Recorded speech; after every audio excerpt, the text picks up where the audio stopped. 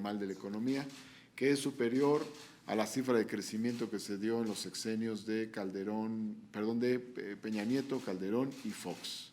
Entonces, creo que son datos importantes. Ahora bien, finalmente, quien entra a sustituir al doctor Carlos Ursúa, el maestro Arturo Herrera, también es muy buen elemento, es muy buen economista y tiene una experiencia importante en el país y en otro tipo de organismos fuera del país. Ha tenido también una experiencia fundamental. Entonces, creo que ha sido una buena decisión. También me parece positivo que el presidente haya actuado de inmediato. La sustitución del secretario Ursúa fue bien recibida por todos los sectores. También es de destacarse que se mantiene un control económico importante y la economía sigue por buen camino, con estabilidad, de acuerdo a la información que se ha recibido a lo largo de este día. Seguramente continuarán los procesos de transformación del país y vamos a mantener de manera institucional comunicación con el nuevo secretario de Hacienda, como tuvimos con el anterior. Y luego entonces cambió una persona, siguen las políticas en marcha. Cambió una persona y siguen esencialmente las políticas que finalmente las define fundamentalmente el presidente de la República. Hay inquietud en grupos sociales porque no hay recursos, por distintos aspectos que tienen que ver con el manejo del gasto. Esto, de manera paralela, ¿se puede considerar que sacude al gabinete, señor, que los funcionarios estén pensando que puedan ser relevados? Primero, sobre el tema de las inquietudes que menciona sobre el gasto en diversas áreas, habría que ver en particular de qué hablamos, porque en algunos casos ha habido falta de información, en otros casos se está resolviendo. Entonces, creo que el gobierno está tomando en cuenta las observaciones realizadas sobre los temas de los hospitales, por ejemplo, y el propio presidente de la República está recorriendo hospitales de lugares lejanos en el país, lo cual es importante y va a ser útil para verificar su funcionamiento. Lo que le comentaba, si esto sacude al gabinete, señor. No, finalmente se trata de un caso muy particular. El propio presidente de la República ha señalado que evalúa con MB a su gabinete y por otra parte, pues se trata de un tema particular que ya el propio doctor Ursúa habló con el presidente.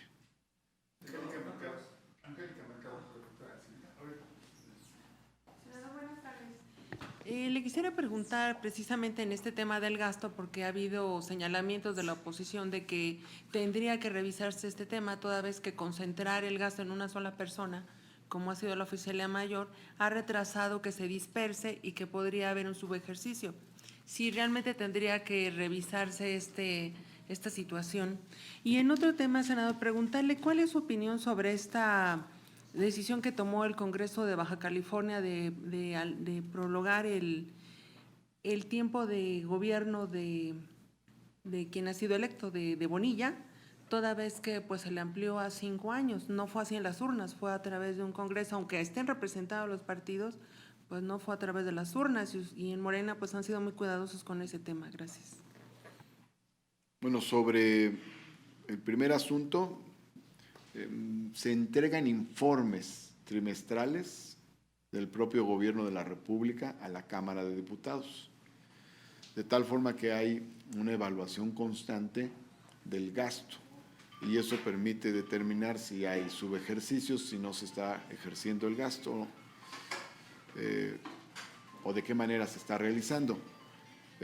Por lo que podemos saber, no tenemos la información de que exista algún problema importante de subejercicio en algún área.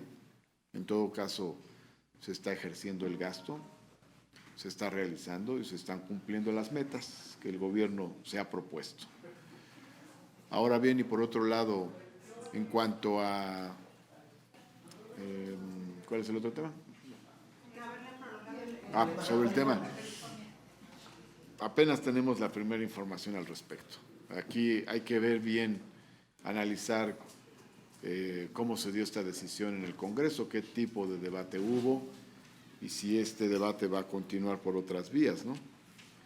En todo caso, finalmente es una decisión del Congreso local y si hay discrepancia de alguna de las fuerzas políticas, pues estas la pueden hacer valer en alguna instancia jurisdiccional. ¿No es anticonstitucional aunque lo haya decidido el Congreso local, no se contrapone con la Constitución, se determinó ya el tiempo que se tiene que pagar? Si hubiera controversia más allá de lo propiamente, más allá del debate político, esta controversia tendría que ser resuelta por los órganos jurisdiccionales, que son los que tienen que determinar si hubo constitucionalidad o no en esa decisión. ¿Qué tal, senador? Buena tarde. Hace unos minutos escuchamos a los senadores del PRI y el PAN decir que si en 2 trimestres no se crece, hay recesión. Yo quisiera saber si para ustedes hay recesión o no, y pues si no es grave que le estén renunciando al presidente antes de un año prácticamente, que le estén renunciando a su gabinete. Bueno, primero, ni organismos públicos nacionales ni organismos privados, nacionales o extranjeros, están hablando de recesión. Hay una línea de bajo crecimiento que viene desde la administración pasada.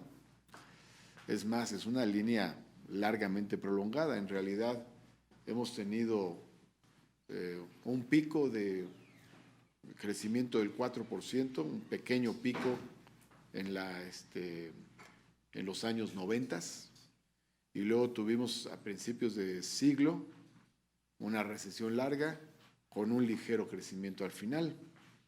En realidad hemos tenido una prolongada línea de estancamiento, y en esa línea de estancamiento hay que contar 2 momentos, uno en el sexenio de la Madrid y otro en el sexenio de Calderón, con cifras de decrecimiento incluso. Entonces, bueno, hay que tomar en cuenta esta inercia histórica.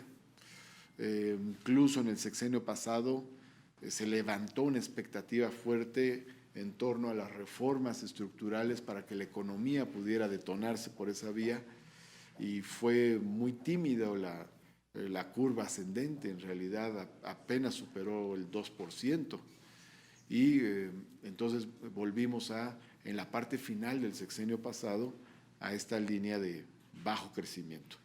Estamos en ella. No obstante ello, este es el sexenio que comienza con las mejores condiciones de estabilidad en 6 sexenios. En realidad, todos los sexenios anteriores han comenzado con diversos problemas, de estancamiento, de devaluaciones, de crisis, y ahora hemos tenido el mayor control en los diversos indicadores que ya mencioné, fundamentalmente 2, inflación y en el tema de la inflación y el de la paridad peso-dólar, los mejores indicadores con mayor estabilidad, incluso aun cuando se dio un aumento salarial mayor que cualquier otro de los sexenios anteriores. Entonces, creo yo que no hay recesión y tenemos unas condiciones de estabilidad macroeconómica importantes, y que se tienen que generar las condiciones para repuntar en el crecimiento nuevamente. Y esto va a ser en el momento en el que la inversión pública se vuelva a expandir y se conjugue con la inversión privada. Entonces, para esto hay tareas que se tienen que realizar al respecto, pero estamos en buenas condiciones, afortunadamente, bastante buenas. Partimos de un piso bastante sólido. Ahora, respecto a las renuncias en el gabinete, pues es una renuncia la que ha ocurrido por una discrepancia, como lo señaló el propio exsecretario de Hacienda, el hoy exsecretario de Hacienda, y el otro movimiento en el gabinete, que es el de la exsecretaria de Medio Ambiente, pues se debió a un error de la propia exsecretaria, ¿no? Pero lo que preocupa es esta inexperiencia que habla el propio exsecretario de Hacienda, de la gente que le están imponiendo, que no sabe de lo que es Creo que es un tema que ya tendrá que ver el siguiente secretario de Hacienda con el presidente de la República. De alguna manera dejó anotados dos temas el secretario saliente y ya el nuevo secretario tendrá que atenderlos. Elizabeth Robles, del canal del Congreso. ¿Prevén que esto, senador, buenas tardes, prevén que esta renuncia afecte en algo la entrega del PEF 2020? La entrega del presupuesto, del proyecto de presupuesto del próximo año. No. No, porque hay un trabajo que se realiza institucionalmente. Hay bases sobre las que se elabora el presupuesto. Además, buena parte del equipo de la Secretaría de Hacienda permanece. Hay labores que son de carácter institucional. Lo pregunto porque no veo yo que se afecte. en las declaraciones que dio Arturo Herrera hace rato, comentaba que había que haber una purga en la Secretaría de Hacienda. Entonces, ¿esto afectaría de alguna forma la entrega del paquete fiscal para el próximo año? No creo yo que lo afecte. De todas maneras, estaremos en comunicación y coordinación con el secretario de Hacienda para que las cosas transcurran bien. Jacob Sánchez le pregunta, el Sol de México. Senador, yo quisiera preguntarle sobre el estatus que mantiene el proceso del nombramiento de los magistrados anticorrupción, si ya ha recibido alguna notificación de la primera comisión de la comisión permanente y cuál es el estatus legal que se tiene con el Poder Judicial de la Federación. Sobre ese tema estamos en tiempos de resolver. Lo que determinó el Poder Judicial de la Federación es que se resolviera en el periodo ordinario, en el segundo periodo ordinario, y de no ser posible, de no alcanzar los tiempos, en el receso. Así lo dice la resolución y estamos en el receso. No obstante, ya hay dos momentos en que se han intentado las comparecencias. En un primer momento se convocaron, pero justo en esos días comenzó el periodo extraordinario, uno de los periodos extraordinarios.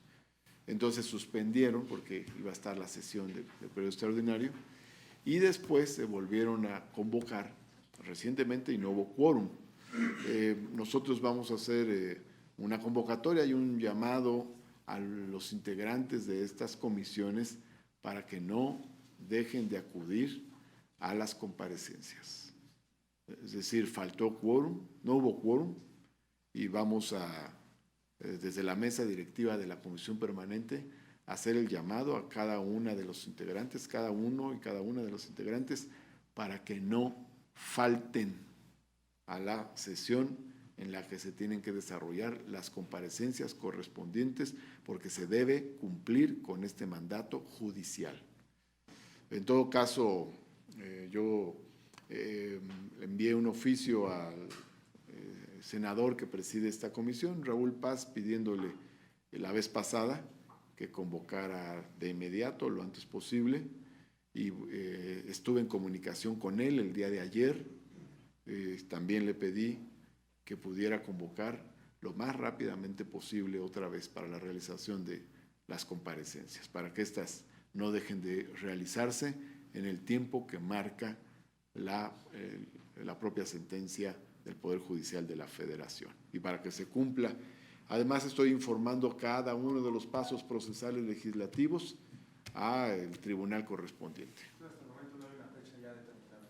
No, estamos dentro del tiempo, pero se va agotando, entonces sí necesitamos hacer este llamado y yo voy a hacer un llamado de atención para que se cumpla con las comparecencias y con todo el procedimiento que se tiene que realizar para determinar si se ratifican o no a estos magistrados.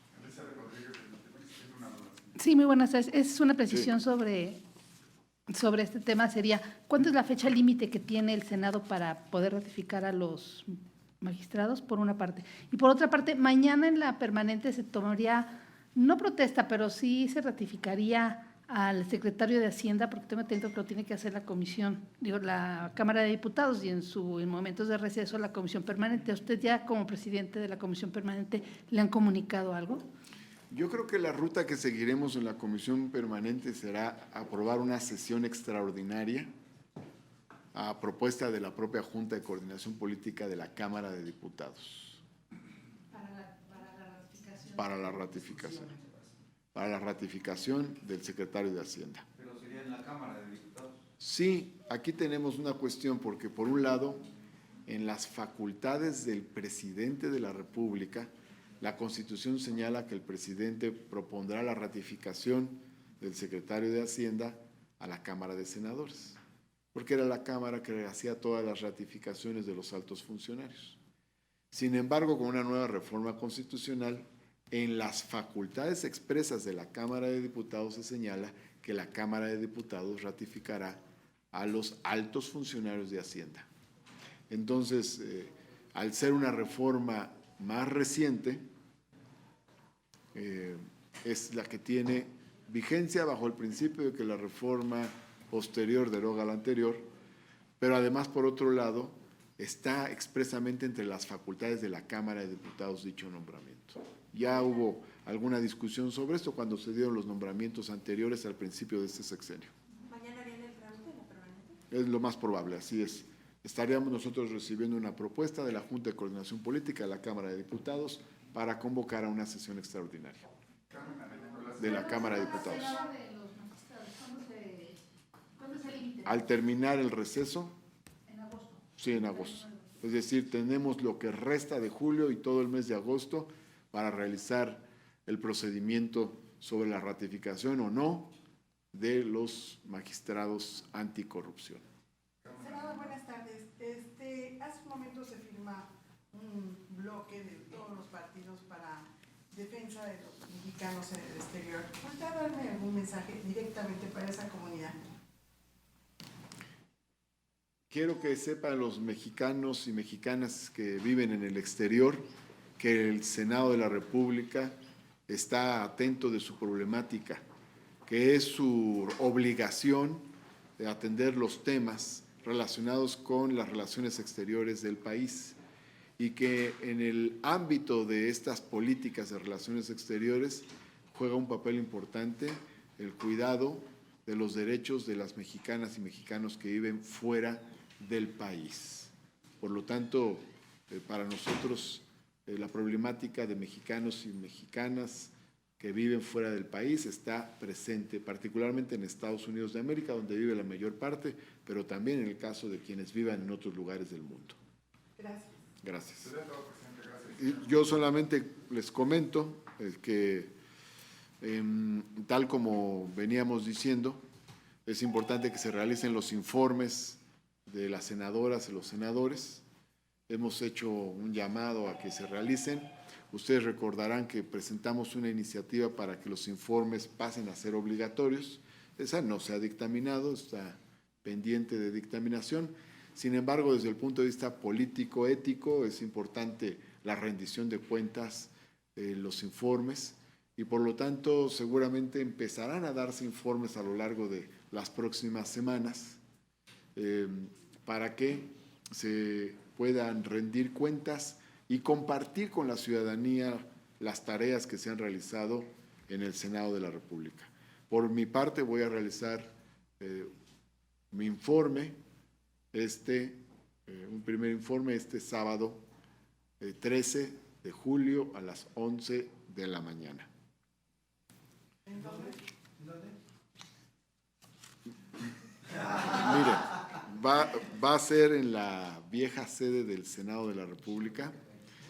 No es un espacio donde pueda haber una invitación masiva, porque es un espacio relativamente pequeño, acotado. Los medios de comunicación están invitados, evidentemente. Y estamos solicitando al canal del Congreso que lo transmita para que la ciudadanía en general también lo pueda observar por esa vía. A las 11 de la mañana. Este sábado 13 de julio a las 11 de la mañana.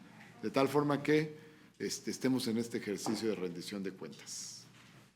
Muchas gracias. Gracias. Buen provecho.